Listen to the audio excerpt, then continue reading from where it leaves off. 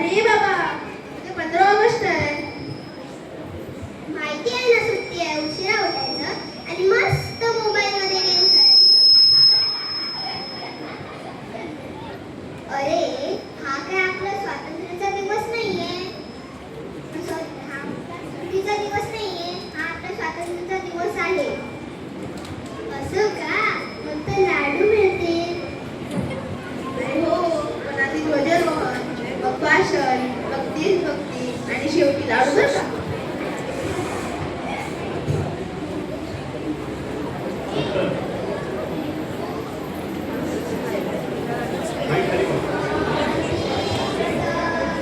सुप्रभात, बसा सगळे.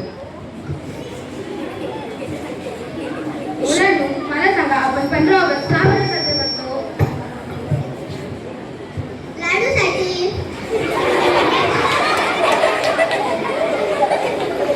अरे नाही नाही नाही, हा दिवस हजारो स्वातंत्र्य सैनिकांच्या बलिदानाची आठवण करून देतो. इतक्यात एका आजोबांचे आगमन होते. हे आजोबा दुसरे कोणी नसून एका स्वातंत्र्य सैनिकाचा मुलगाच आहे बरं का.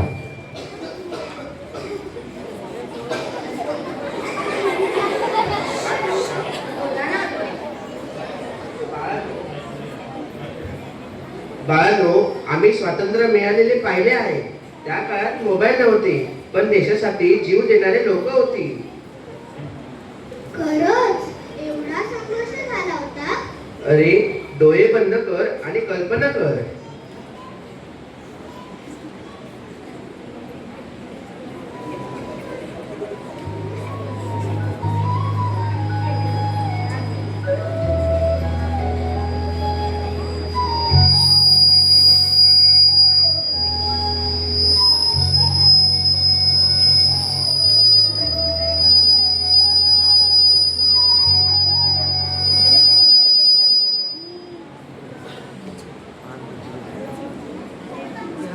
फासावर गेलो कारण मला भारत स्वतंत्र.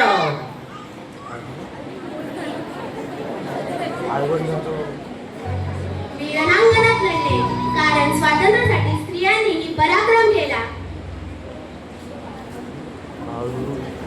माझ्या भारत भूमीसाठी मी धन्य गेले.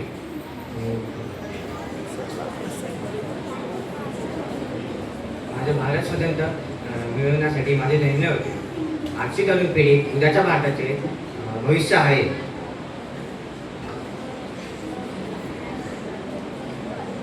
आता भारताचे भविष्य तुमच्या हातात आहे. आज मला समजलं, मोबाईल महत्वाचा आहे, पण देश त्याहून मोठा आहे. आता गेम नाही, देशासाठी काम जास्त.